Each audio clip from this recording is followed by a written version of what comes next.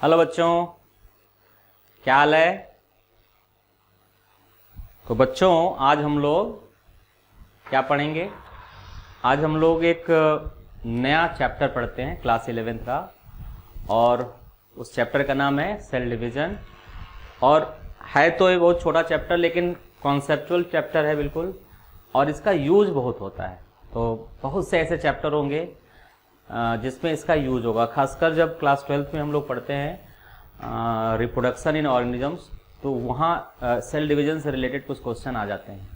तो इसको बहुत अच्छे से पढ़िएगा आप लोग। और नीट में इस चैप्टर का जो वैल्यू है वो 2 क्वेश्चन के आसपास होता है। इसमें 1 से 2 क्वेश्चन इस चैप्टर से रहता है, और इजी क्वेश्चन होता है। थोड़ा ध्यान से पढ़िए तो वो सारे क्वेश्चन सही हो जाते हैं।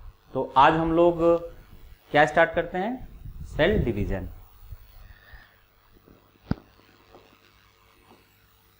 Cell division.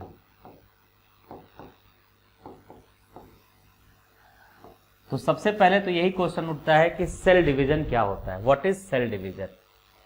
What is cell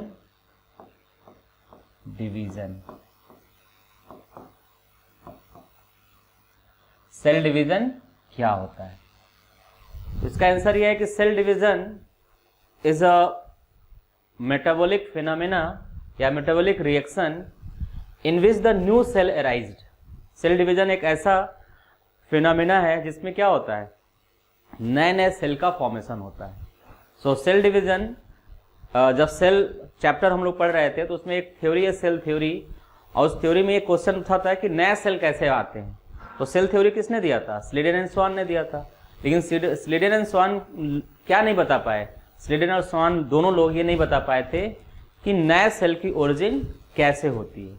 इस प्रॉब्लम को किसने सॉल्व किया था? रुडोल्फ वर्चो ने सॉल्व किया था कि नए सेल की ओरिजिन पुराने सेल से होती है और थ्रू द सेल डिवीजन होती है। क्लियर? तो new cell arise from the pre existing cell, ये टर्म उन्होंने दिया था ओमनिस सेलुला ई सेलुला। ओमनिस सेलुला ई सेलुला, इसका मतलब क्या होता है? New cell arise from the pre existing cell through the cell division. कैसे आता है नया सेल पुराने सेल से? कैसे आता है? थ्रू द सेल डिवीजन आता है। तो cell division is a metabolic phenomena या metabolic reaction. Cell division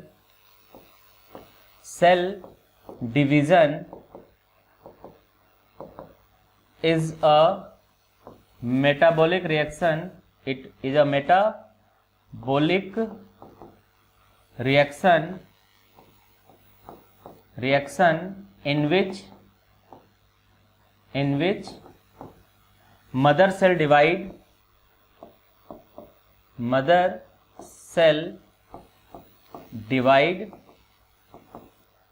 into new cell. तो सेल डिवीजन क्या होता है? सेल डिवीजन एक मेटाबॉलिक रिएक्शन है जिसमें जो मदर सेल होगी वो जो, या मदर सेल क्या होगी, ये जो मदर सेल होगी यही क्या होगी? प्री एग्जिस्टिंग सेल होगी, एग्जिस्टिंग सेल होगी। तो ये जो प्री एग्जिस्टिंग सेल है उसी को हम क्या बोल रहे हैं? मदर सेल कहें। और जो नए सेल बनते हैं उसको हम डॉटर सेल कहते हैं। तो सपोज करो ये सेल है, ये डिवाइड हो रहा है, ये सेल है जो डिवाइड हो रहा है। तो जो सेल डिवाइड होता है उसको हम क्या बोलते हैं? The cell which divide is called mother cell. उसको हम बोलते हैं हमेशा मदर सेल। सेल डिवीजन में जो सेल डिवाइड होता है उसको हम क्या बोलते हैं? Mother cell. और जब ये मदर सेल डिवाइड होगा तो इससे नए सेल बनते हैं। क्या बनते हैं? नए सेल बनते हैं, न्यू सेल बनते हैं। और जो न्यू सेल बनता है उसको हम क्या कहते हैं? उसे हम डॉटर सेल कहते हैं। क्या बोलते हैं? डॉटर सेल बोलते हैं। So what is cell division? The cell division is a metabolic phenomena या metabolic reaction in which the pre-existing cell divide into the new cell. जो pre-existing cell होगा उसे हम क्या कहेंगे? मदर सेल कहेंगे। और जो नया सेल होगा उसे हम क्या कहेंगे? डॉटर सेल कहेंगे। अब इसका क्या यूज है ऐसे समझिए। पूछा जाता है कि what is the significance of cell division? What is the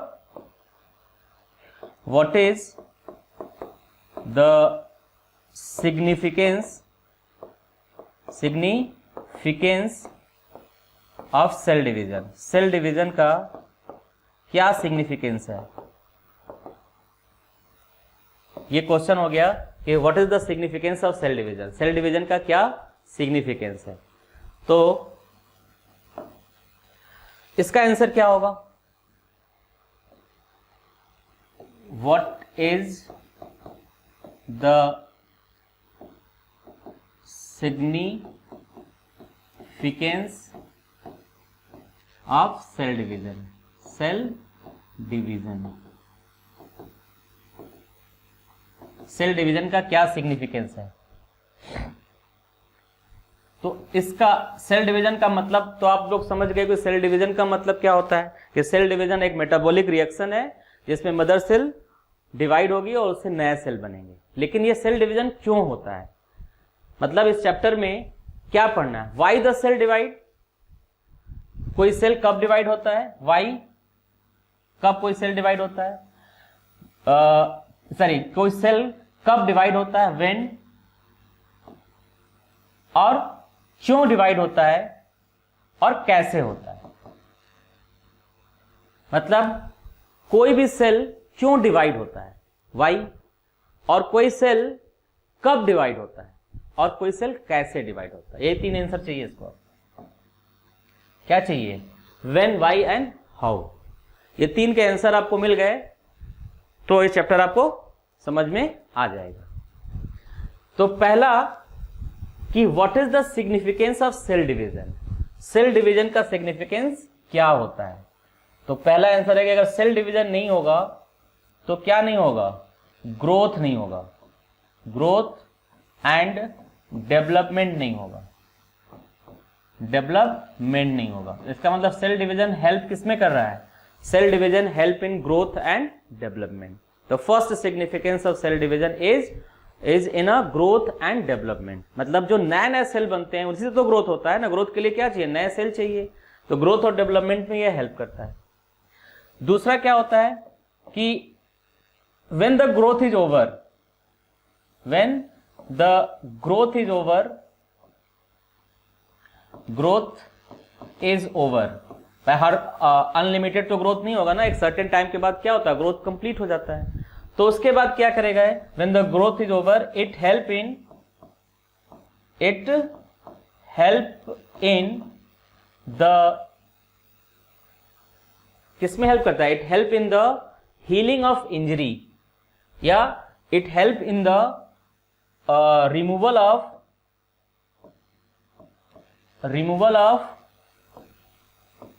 ओर्न out cell. मतलब ग्रोथ पूरा हो गया लेकिन बहुत से ऐसे सेल होते हैं जो डेड हो जाते हैं, अब उनको रिप्लेस करना होता है तो उसके लिए नए नए सेल चाहिए। तो वो सेल कहाँ किसके थ्रू आएगा, वो भी सेल डिवीजन के समय के थ्रू ही आएगा।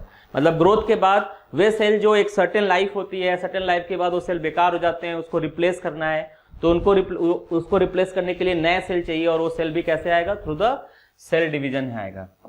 थर्ड ये क्या करेगा, इट हेल्प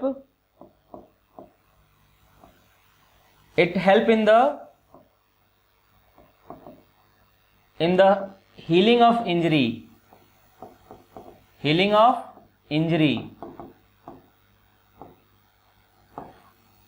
अगर मान लीजिए चोट लग गई, तो चोट लगेगा तो उसको हमको हीलिंग करना है, नया सेल चाहिए, हीलिंग करना है, उस घाव को भरना है।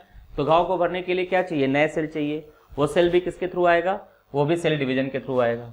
नेक्स्ट क्या होता है, इट हेल्प इन रिप्रोडक्शन। ये किस में हेल्प करेगा, रिप्रोडक्शन में हेल्प करेगा। Cell division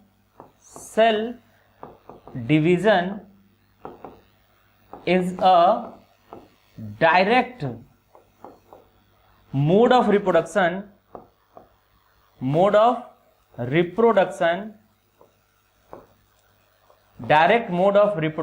in unicellular organism and in multicellular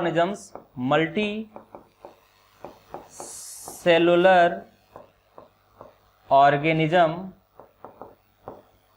it help in reproduction indirectly मतलब अगर मल्टीसेलुलर ऑर्गेनिज्म है तो उसमें रिप्रोडक्शन में इनडायरेक्टली हेल्प करेगा, लेकिन चाहे वो ऑर्गेनिज्म यूनिसेलुलर हो या मल्टीसेलुलर हो, बिना सेल डिवीजन उसमें रिप्रोडक्शन नहीं होगा। अगर यूनिसेलुलर है तब तो ये डायरेक्ट मोड ऑफ रिप्रोडक्शन हो गया, लेकिन अगर मल्टीसेलुलर होगा तो जो स्पोर बनेगा या जो गैमीट बनेगा वो किसके थ्रू बनेगा? It produce through the cell division. तो इसका मतलब ये हुआ कि ये रिप्रोडक्शन में हेल्प कर रहा है, और अगर रिप्रोडक्शन में ये अगर सेल डिवीजन नहीं होगा तो रिप्रोडक्शन नहीं होगा, मतलब वो सेल जो गैमीट हैं या जो स्पोर्स हैं वो नहीं बनेंगे, और गैमीट और स्पोर्स नहीं बनेंगे तो रिप्रोडक्शन नहीं होगा, और रिप्रोडक्शन नहीं होगा तो क्या होगा? लाइफ की जो कंटिन्यूटी होगी वो नहीं होगी। इसका मतलब indirectly we can say the without reproduction the life can not indirectly we can say without the cell division the life can not exist, the continuity of the life is not possible, life ही exist नहीं करेगी, life की जो continuity होगी वो क्या होगी? वो पॉसिबल नहीं होगी। तो ये सारे तो रोल है ही हैं, लेकिन ये रिप्रोडक्शन में इन्वॉल्व है डायरेक्टली या इनडायरेक्टली। सो इस वजह से मैं कह रहा हूं कि अगर ये नहीं होगा तो रिप्रोडक्शन में कहीं ना कहीं क्या होगा? दिक्कत आएगी, और उसकी वजह से क्या होगा? रिप्रोडक्शन का काम क्या होता है? It help in the continuity of life. तो रिप्रोडक्शन अगर इफेक्टेड होगा तो लाइफ की जो कंटिन्यूटी होगी वो पॉसिबल नहीं होगी। सो सेल डिवीजन का क्या सिग्निफिकेंस है ये मैंने बता दिया आपको। लास्ट में अगर हम कहें कि without cell division the life can not exist, without अगर सेल डिवीजन नहीं है तो अर्थ पर लाइफ क्या होगा? वो सस्टेन नहीं होगा। क्लियर? अगर ये नहीं है तो लाइफ की कंटिन्यूटी पॉसिबल नहीं होगी। क्लियर? तो अभी तक मैंने क्या बताया आपको? अभी तक मैंने आपको बताया कि सेल डिवीजन क्या होता है, what is cell division and what is their significance. अब आता है कि कोई सेल क्यों डिवाइड होता है, क्या होता है? why do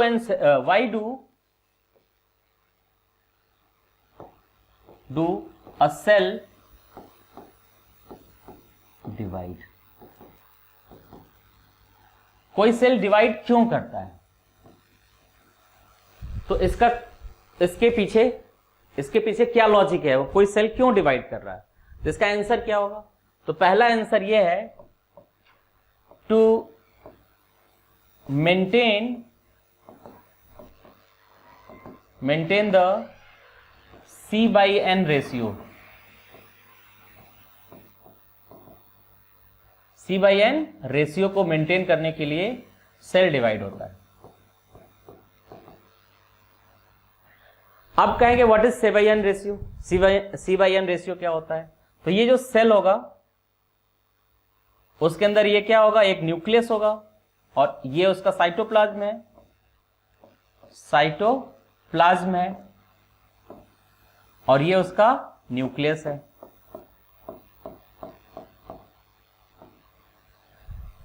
किसी भी सेल के अंदर न्यूक्लियस का वॉल्यूम क्या होगा? ये तो क्या होता है? At the time of cell division fix हो जाता है, उसका वॉल्यूम बहुत ज्यादा इंक्रीज नहीं करता है। लेकिन जब सेल का वॉल्यूम इंक्रीज करता है तो क्या इंक्रीज करता है? उसका साइटोप्लाज्म का वॉल्यूम इंक्रीज करता है। तो साइटोप्लाज्म के रिस्पेक्ट में साइटोप्लाज्म और न्यूक्लियस का एक इक्विलिब्रियम होता है कि कितना बड़ा सेल के अंदर कितना न्यूक्लियस होना चाहिए, ये एक फिक्स रेशियो होता है।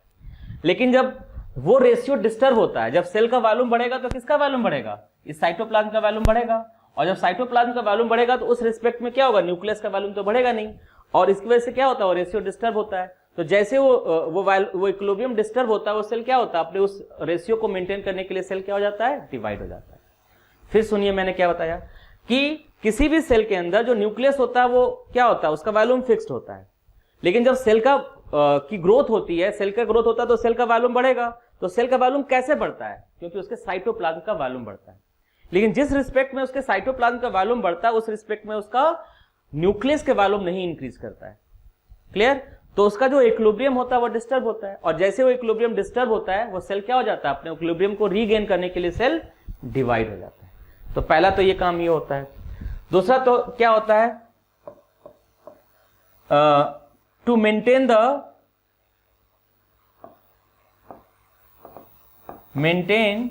The surface volume ratio.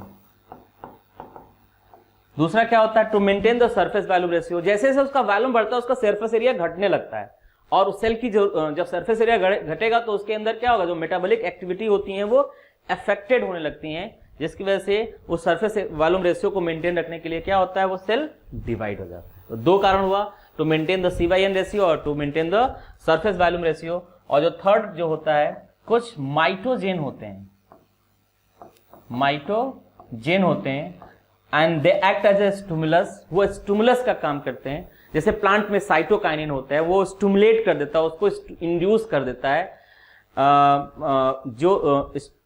ताकि वो सेल डिवाइड हो।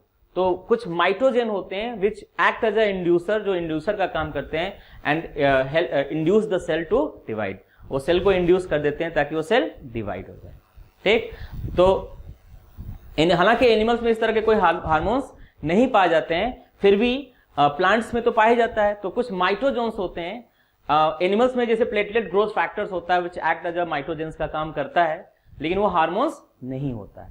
सो they are the factors which responsible for the cell division. ये वो जो फैक्टर होते हैं जो सेल डिवीजन के लिए रिस्पॉन्सिबल होते हैं, कि उसका C/N रेशियो होता है वो डिस्टर्ब होता है, उसका सरफेस वॉल्यूम जो होता है वो डिस्टर्ब होता है। तो अपने सरफेस वॉल्यूम रेशियो को मेंटेन रखने के लिए, C/N रेशियो को मेंटेन रखने के लिए, and some mitogens are responsible for the division. तो सेल क्यों डिवाइड होता है, इसका भी कारण मैंने आपको बता दिया। कोई सेल क्यों डिवाइड होता है, सेल डिवीजन का सिग्निफिकेंस क्या हुआ, एंड सेल डिवीजन क्या होता है। तो अभी तक हम लोगों ने इन 3 टॉपिक को पढ़ा। नेक्स्ट हम लोग क्या पढ़ते हैं, अब हम लोग क्या पढ़ते हैं कि cell division, step of cell division पढ़ते हैं। Step of cell division, cell division, cell division के कितने स्टेप हैं। तो सेल डिवीजन के कितने स्टेप होंगे, तो सेल डिवीजन में 2 स्टेप होता है। जो पहला स्टेप होता है सेल डिवीजन का वो होता है कैरियोकाइनेसिस, कैरियोकाइनेसिस। और जो दूसरा स्टेप होता है उसको कहते हैं साइटोकाइनेसिस, साइटोकाइनेसिस। तो सेल डिवीजन के कितने स्टेप्स होते हैं, सेल डिवीजन के 2 स्टेप होते हैं। कैरियोकाइनेसिस का मतलब क्या होता है, फर्स्ट जिसमें है कैरियोकाइनेसिस, कैरियोकाइनेसिस क्या होता है, कैरियोकाइनेसिस का मतलब होता है division of nucleus.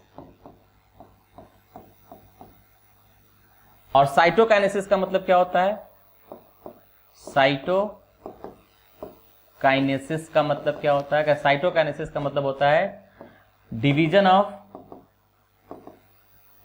Cytoplasm,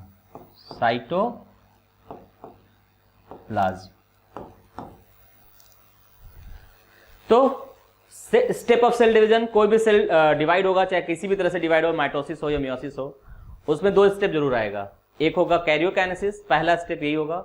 suppose करो ये मदर सेल है, ये मदर सेल है, ये उसका न्यूक्लियस है, ये उसका न्यूक्लियस है, ये इसका साइटोप्लाज्म है।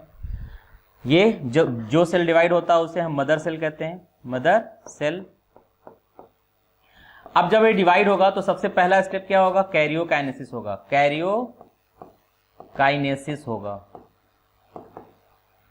ये याद रखिएगा, सबसे पहला स्टेप क्या होगा, कैरियोकाइनेसिस। जब कैरियोकाइनेसिस होगा तो इसका न्यूक्लियस डिवाइड होगा। एक सेल के अंदर कितने न्यूक्लियस, एक सेल के अंदर 2 न्यूक्लियस। ठीक, एंड देन उसके बाद क्या होगा, कैरियोकाइनेसिस के बाद तुरंत क्या होगा, साइटोकाइनेसिस होगा, साइटोकाइनेसिस होगा। मतलब दोनों न्यूक्लियस के बीच में ऐसे साइटोप्लाज्म डिवाइड हो जाएगा, और फिर ये दोनों डॉटर सेल क्या हो जाएंगे, both the daughter cell are separate. तो सेल डिवीजन में कितने स्टेप्स होंगे, सेल डिवीजन के अंदर 2 स्टेप होंगे।